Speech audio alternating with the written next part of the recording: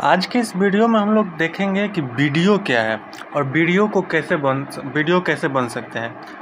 तो सबसे पहले तो ये समझिए कि वीडियो बनने के लिए बीपीएससी जो एग्ज़ाम होता है, सबसे पहले शुरू से समझिए कि वीडियो होता क्या है।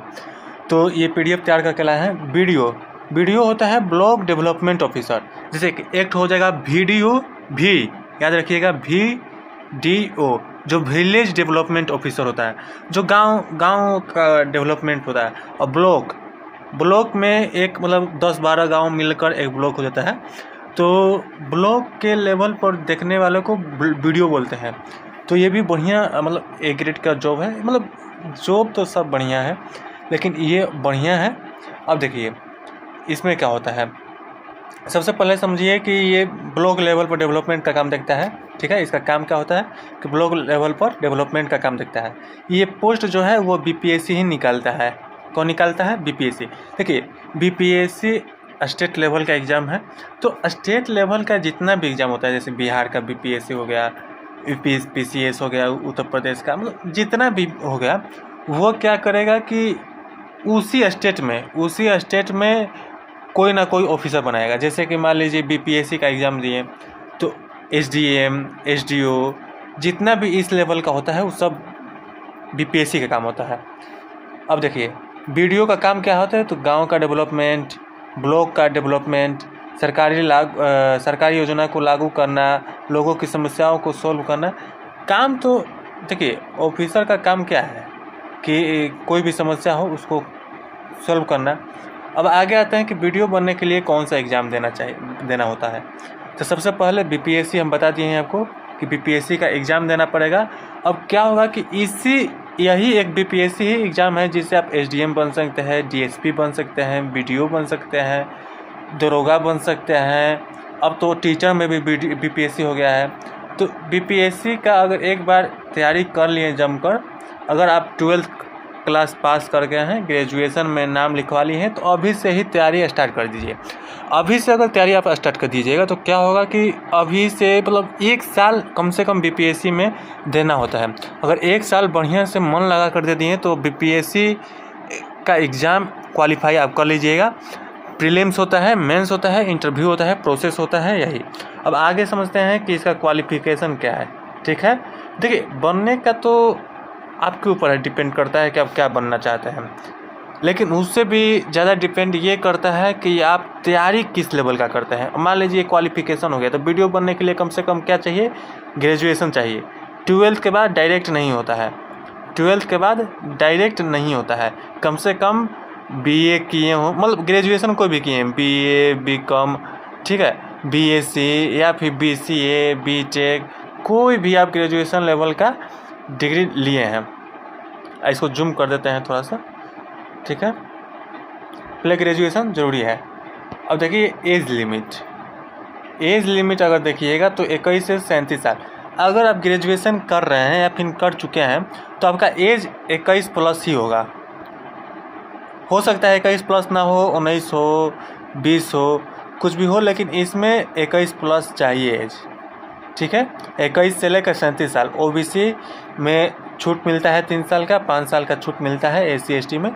कोई भी जॉब क्या मतलब कि बीपीएससी में सैलरी सबसे यही इम्पोर्टेंट है कि सैलरी कितना मिलता है।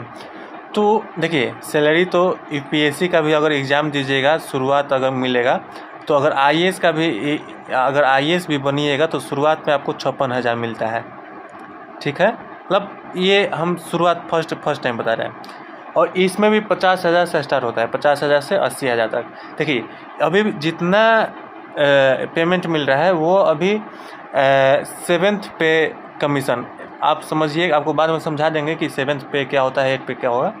तो अभी 7th पे के अकॉर्डिंग ही मिलता है। तो जब ये 8th पे हो जाएगा तो इसका पेमेंट बढ़ के हो जाएगा 80,000 स्टार्टिंग हो जाएगा। 80,000 से आपको 1,20,000 तक हो गया।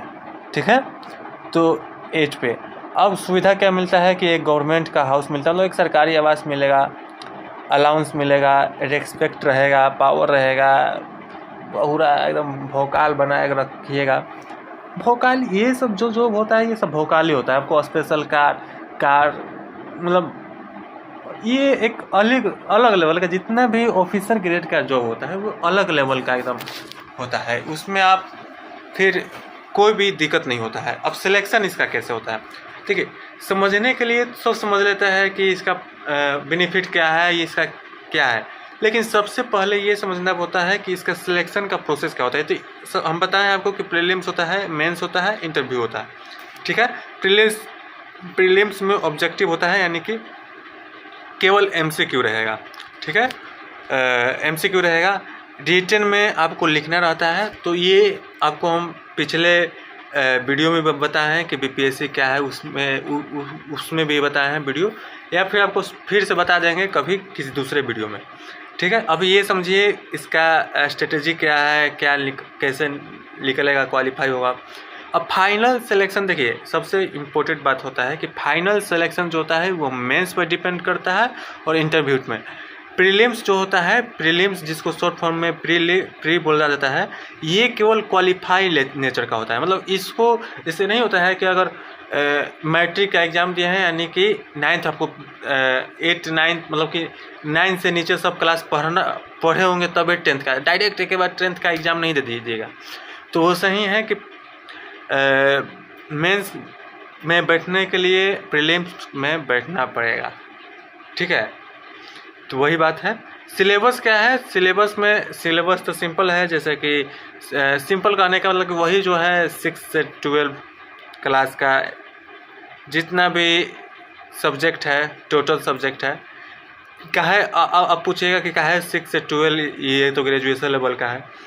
तो हम इसलिए बोल रहे हैं 6 से 12, क्योंकि कोई भी मान लीजिए हिस्ट्री पढ़िएगा तो ये 6 से 12 के बीच में ये पढ़ा सब हिस्ट्री वही रहता है जो 6 से 12 तक पढ़ा।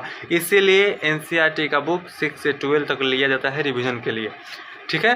Geography, polity, economics, Bihar, GK, current affairs से आई।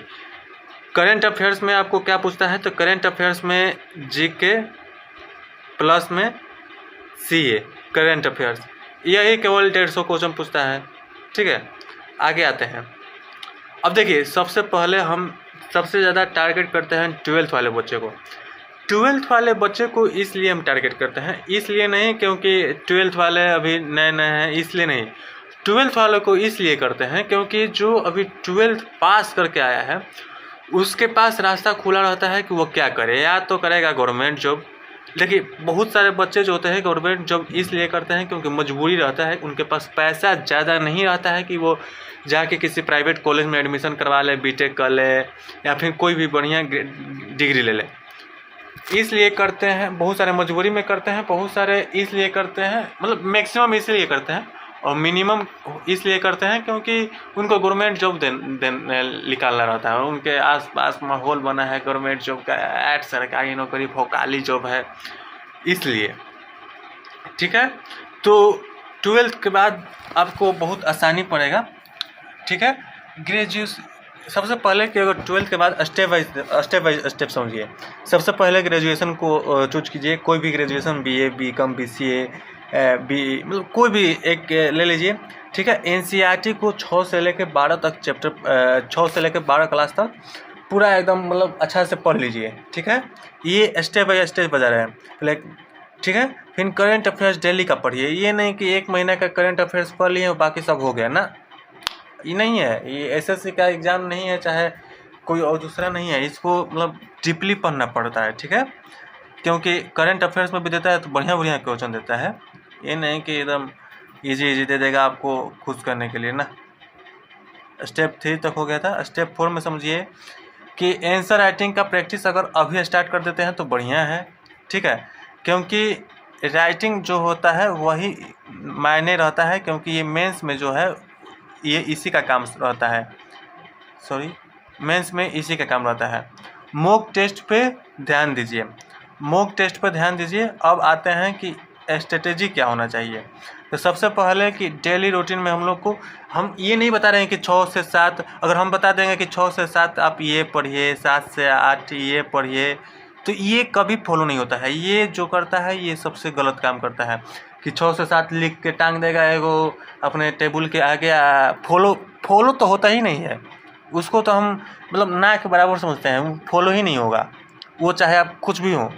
ठीक है। फॉलो इसलिए नहीं होता है क्योंकि उस समय पर आपको ये नहीं पता है, उस समय पर कोई काम आ जाएगा या उस समय पर नींद लगने लगेगा, तो आप कहीं मतलब अलग अलग कुछ ना कुछ होते रहेगा। ठीक है, हम ये बता रहे हैं, मेरा ये सिलेबस मेरा ये रूटीन होता है कि 2 घंटा ये पढ़ना है, सॉरी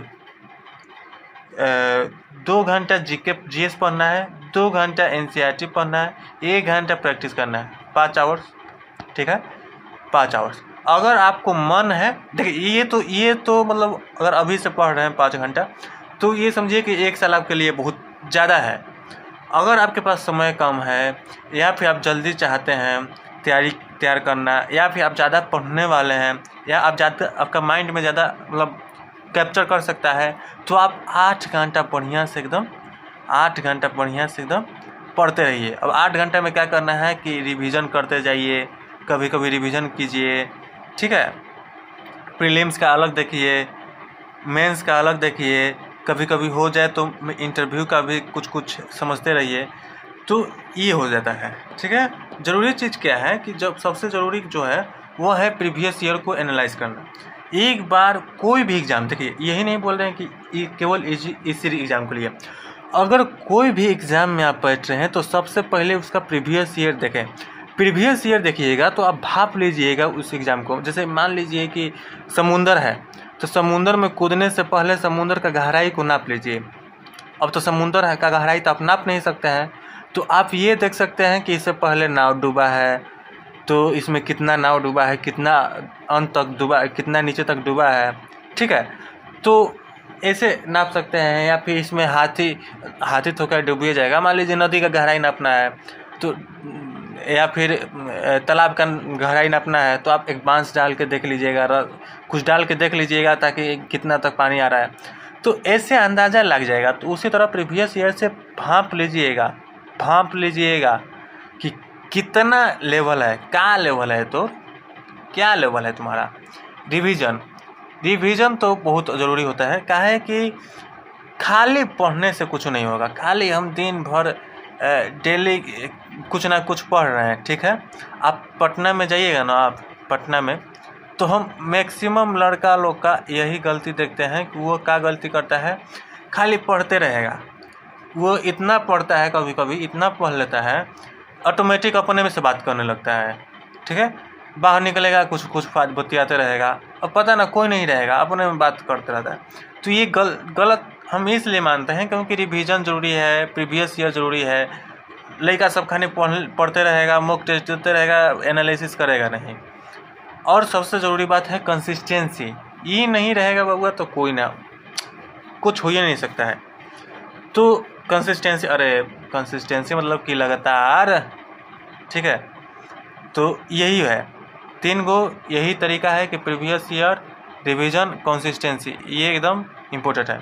अब कुछ गलती है जो कि बहुत लोग करते हैं, जो सभी लोग करते हैं, मैक्सिमम 90% जो ये 90% जो है ये गलती करते हैं। बिना प्लानिंग का पढ़ना। प्लान एगो बना लीजिए कि आज हमको ये पढ़ना है, आज ये पढ़ना है, ठीक है, कल ये पढ़ना है, परसों ये पढ़ना है। खाली दिन भर वीडियो नहीं देखना है। ठीक है, खाली यूट्यूब पर एगो लगा दिए वीडियो, हई सर का दिन भर वीडियो लगा के दिन भर वीडियो देख रहे हैं, आनंद उठा रहे हैं एकदम ना। वीडियो देखने से खाली नहीं होगा। ठीक है, प्रैक्टिस करिए नहीं रहे हैं, कंसिस्टेंसी ये नहीं है, कभी बारात में चल जा रहे हैं, कभी शादी में चल जा रहे हैं, कभी पूरी मारने, भोज मारने, कभी कहीं चल रहे हैं, ऐसे नहीं हो जाएगा। कंसिस्टेंसी मेंटेन रखना पड़ता है। ठीक है, ऐसे ही कोई भी एग्ज़ाम नहीं निकलता है। ठीक है, तो आज के लिए इतना ही। जय हिंद।